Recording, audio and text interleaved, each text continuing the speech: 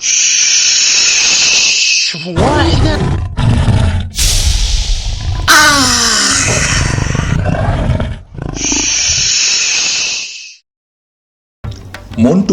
অনলাইনের একজন সফল ব্যবসায়ী। তার সবচেয়ে পপুলার প্রোডাক্ট হলো সুন্দরবনের খাঁটি মধু। সম্প্রতি বাজারে সুন্দরবনের খাঁটি মধু সংকট দেখা দেয়। মন্টু মধু সংগ্রহ করার জন্য মরিয়া হয়ে ওঠে। বহু জায়গায় সে ফোন করে মধু সংগ্রহ করতে ব্যর্থ হয়। সে সিদ্ধান্ত নেয় সরাসরি সুন্দরবন গিয়ে মধু সংগ্রহ করবে। এই কথা সেই কাজ। মন্টু অনেক লাভের আশায় সে সরাসরি সুন্দরবনের ট্রেনে চেপে রওনা দিল সুন্দরবনের উদ্দেশ্যে। মন্টু এই সংকটে তাকে একটা বড় সুযোগ করে দিয়েছে সুন্দরবন দেখার জন্য। সে বেশ কিছুদিন ভাবছিল সুন্দরবন একটা ট্যুর দেওয়া যায়। এই মধু সংগ্রহের উপলক্ষে সুন্দরবনটাও দেখা হয়ে যাবে। এই মন্টু মনে মনে এই কথাই ভাবছিল। ভাই, এই ট্রেনটি সুন্দরবনে পৌঁছতে আর কতক্ষণ সময় লাগতে পারে? জি ভাই, পৌঁছতে সকাল 11টার মধ্যে সুন্দরবনে পৌঁছে যাবেন। ভাই, মনে হচ্ছে আপনি ব্যবসায় কাজে যাচ্ছেন। আমি অনলাইনে মধু সাপ্লাই ব্যবসা করি। দীর্ঘদিন ধরে সুন্দরবন থেকে মধু সাপ্লাই দিচ্ছি, কিন্তু হঠাৎ মধু সংকটের কারণে আমি নিজেই এখন যাচ্ছি মধু সংগ্রহ করতে। এছাড়াও সুন্দরবন ভ্রমণটাও একটা ইচ্ছা ছিল, এই মধু সংকট আমাকে সুযোগ করে দিল। ও আচ্ছা, আপনি কি জানেন এই সময় সুন্দরবনে গভীরে যাওয়া খুবই বিপজ্জনক? শুনেছি কিছু মানুষ মধু সংগ্রহ করতে গিয়ে আর ফিরে আসেনি। আমি সুন্দরবনে জব করি ব্যাংকে। আমি অনেকের কাছেই শুনেছি এই মধু সংগ্রহ করতে গিয়ে অনেকে আর ফিরে আসেনি।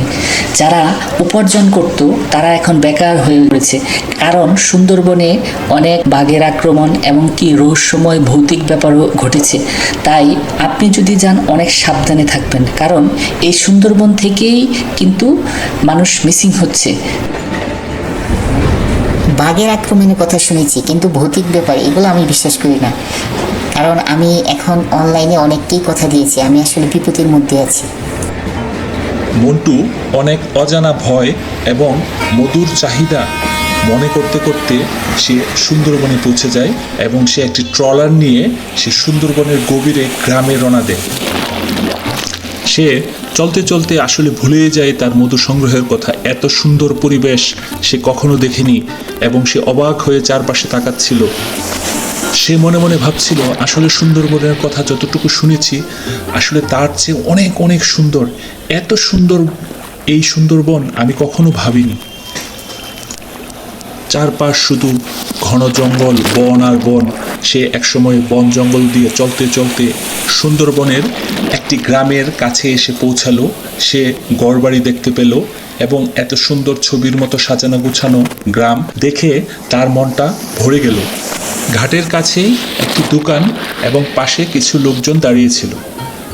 সে একজন বৃদ্ধ লোককে দেখে হেঁটে তার কাছে চলল। আসসালামু আলাইকুম চাচা। ওয়ালাইকুম সালাম।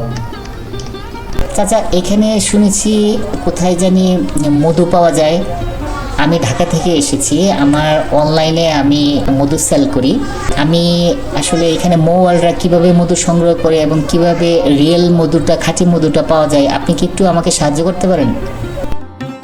বাবা, ওই জঙ্গলে এখন আর কেউ মধু সংগ্রহ করতে যায় না। যারা গিয়েছিল তারা আর ফিরে আসেনি। তারা কোথায় হারিয়ে গিয়েছে।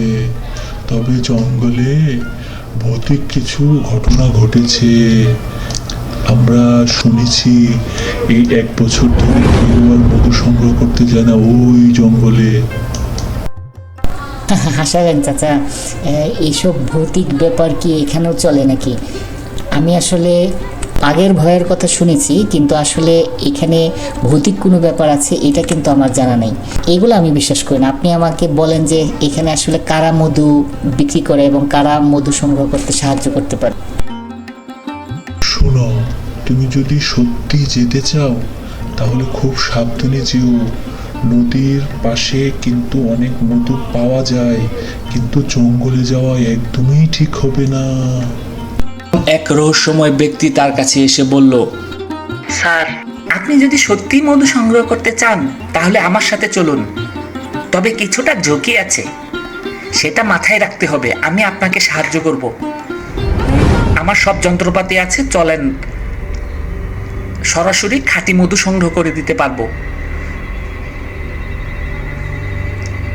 ঝুঁকি আছে তাতে কি হয়েছে, আমি তোমার সাথে থাকবো।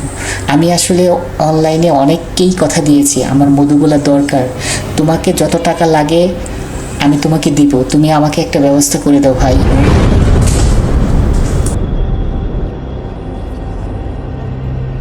মন্টুর মন উদ্বেগে ভরে গেল।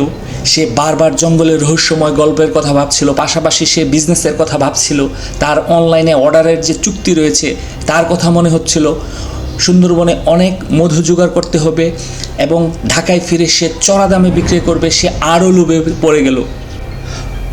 পাশাপাশি অভাবে থাকা মোয়াল বেশ কিছুদিন ধরে তার কোনো আয় রোজগার নেই। মন্টুর কথা শুনে সে মনে মনে ভাবল, অনেক দিন পর আজ রোজগারের ব্যবস্থা হয়েছে, আমি এটা কোনোভাবেই হাতছাড়া করব না।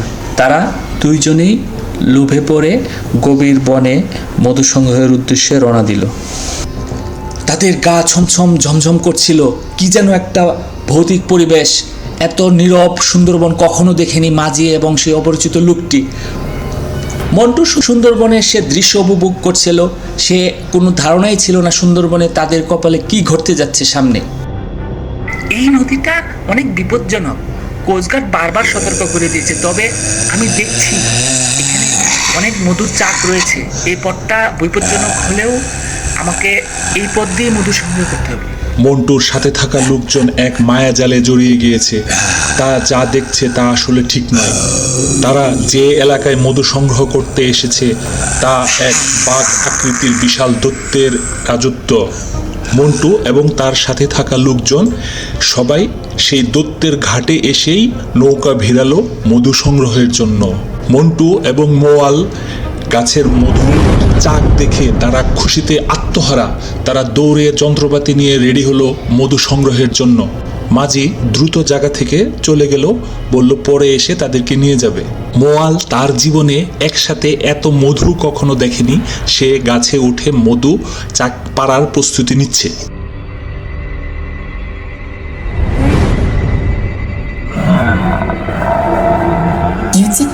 হঠাৎ এক বিশাল বাঘ তার দিকে ছুটে আসলো এবং মুহূর্তের মধ্যে বাঘ এক বিশাল দৈত্য আকৃতি পরিণত হলো।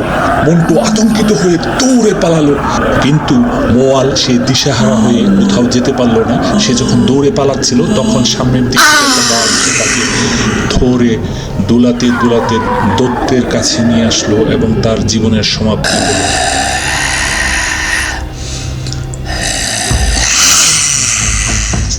কিছুক্ষণ পর মাঝি যখন ফিরল তখন দেখল মোয়ালের লাশ, মোয়ালের ঘাড় ভাঙা লাশ রক্তাক্ত অবস্থায় পড়ে রয়েছে। মোয়ালের লাশ তার নৌকায় তুলে সে গ্রামের উদ্দেশ্যে রওনা দিল এবং মন্টুকেও অনেক খোঁজাখুঁজি করলো। মন্টুর কোনো অস্তিত্ব খুঁজে পেল না। গ্রামবাসী সবাইকে জানালো মন্টুর কথা। তারা বিভিন্ন জায়গায় খোঁজাখুঁজির পরদিন সকালবেলা জঙ্গলের ধারে মন্টুকে অজ্ঞান অবস্থায় পাওয়া গেল। সেটা বুঝতে পেরেছে মন্টু অনেক ভয় পেয়ে অজ্ঞান হয়ে গেছে, কিন্তু তারা অনেক চেষ্টার পর একদিন হয়ে গেল কিন্তু তার জ্ঞান ফিরল না। তাই গ্রামবাসীরা সিদ্ধান্ত নিল গ্রামের হুজুরের কাছে নিয়ে যেতে।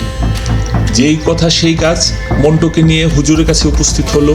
একটু ভৌতিক আধ্যাত্মিক ব্যাপারে এক্সপার্ট ছিল। মন্টুকে দেখেই হুজুর বুঝতে পারে মন্টু বড় কোনো বিপদে পড়েছে। তাই হুজুর তার অনুগত জিনদের ডাকার ব্যবস্থা করে এবং জিনদের ডাকানোর জন্য সে একটা আয়োজন করে। সেই আয়োজনে জিনকে ডাকা হলো এবং যথারীতি জিন এসে উপস্থিত হলো। তার ভক্ত জিন এই ঘটনার রহস্য উন্মোচন করলো যে আসলে কি ঘটেছে এবং কি কারণে সুন্দরবনে সবাই মধু সংগ্রহ করতে হারিয়ে যাচ্ছে, কি কারণে সুন্দরবন এত থমথমে পরিবেশ। তাই জিন এসে এই জঙ্গলের রহস্য উন্মোচন করে জিন বলল, যারা এই জঙ্গলে মধু সংগ্রহ করতে এসেছিল তারা যুগ যুগ ধরে ভাইয়ের হাতে মারা যায়। তাদের অতিরিক্ত আত্মাগুলো এখন দৈত্য হয়ে জঙ্গলে ঘুরে বেড়াচ্ছে। এই জঙ্গলে যত মোয়াল আছে সবার প্রতি অনেক রাগ এই দৈত্যে।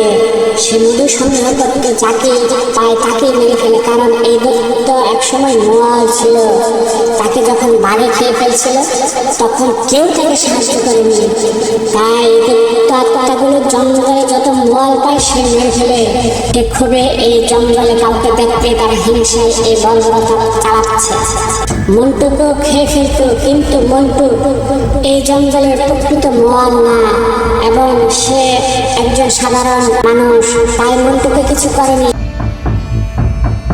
তাহলে মন্টুকে কিভাবে সুস্থ করা যায়? এই জঙ্গলের পশ্চিম দিকে বট গাছের পাশে কিছু কঙ্কাল রয়েছে। এই কঙ্কালের সঠিক দাফন কাফন সম্পূর্ণ হলেই দৈত্যরা শান্ত হয়ে ক্ষমতা শেষ হয়ে যাবে এবং তারা চিরতরে এই জঙ্গল থেকে চলে যাবে। এই জঙ্গলের আত্মাগুলো মুক্তি পাবে এবং মনটাও সুস্থ হয়ে যাবে। যাও, তোমাকে অনেক ধন্যবাদ। তোমার প্রয়োজন হলে আবার ডাকবো। আসসালামু আলাইকুম। 1 বছরেরও বেশি সময় ধরে কেউ মধু সংগ্রহ করতে পারছিল না এই জঙ্গলে। এই মন্টুর মাধ্যমেই এই গ্রামে সুন্দরবনের মধু সংগ্রহ করার আসল রহস্য উন্মোচন হয়ে গেল এবং প্রত্যেকে আনন্দের সহিত সুন্দরবনের জঙ্গল থেকে মধু সংগ্রহ করতে শুরু করলো এবং সবাই মন্টুর প্রতি অনেক কৃতজ্ঞ, কারণ এই মন্টুর মাধ্যমেই তারা তাদের জীবনের উপার্জন যাত্রা আবার শুরু করলো। এবং পরদিন জঙ্গল থেকে মন্টুকে ভরপুর মধু সংগ্রহ করে তিনি ঢাকার উদ্দেশ্যে রওনা দিল। একটা কাল্পনিক গল্প, এখানে কোনো কোনো ভয় নেই। ছুটি হলে কমেন্টস করে জানাবেন। আপনাদের কোনো সাজেশন থাকলে লিখে জানাবেন। আমাদের সব ভিতরে কার্টুন কাল্পনিক, আসল বাস্তবের সাথে কোনো মিল নেই। আমাদের ভিডিও দেখে ভয় পাবেন। ভূতের কার্টুন দেখতে সাবস্ক্রাইব করে আমাদের সাথে থাকুন। বাই বন্ধুরা।